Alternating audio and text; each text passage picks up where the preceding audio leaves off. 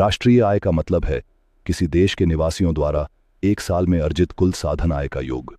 ये किसी देश में उत्पादित सभी वस्तुओं और सेवाओं का कुल मूल्य होता है। राष्ट्रीय आय को आमतौर पर सकल घरेलू उत्पाद जीडीपी के नाम से भी जाना जाता है। राष्ट्रीय आय की गणना किसी देश के नागरिकों द्वारा देश की घरेलू सीमाओं के अंदर या बाहर उत्पादित सभी वस्तुओं और सेवाओं के मूल्य को जोड़कर की जाती है। राष्ट्रीय आय में सार्वजनिक और निजी दोनों क्षेत्र शामिल होते हैं। राष्ट्रीय आय की गणना से किसी देश की अर्थव्यवस्था की स्थिति का पता चलता है।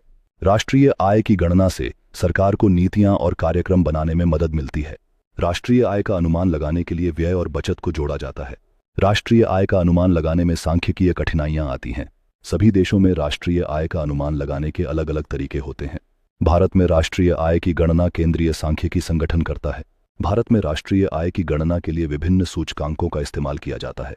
इसकी गणना में कृषि उद्योग और सेवा क्षेत्र के योगदान को ध्यान में रखा जाता है। राष्ट्रीय आय की वृद्धि से आर्थिक विकास और रोजगार के अवसर बढ़ते हैं।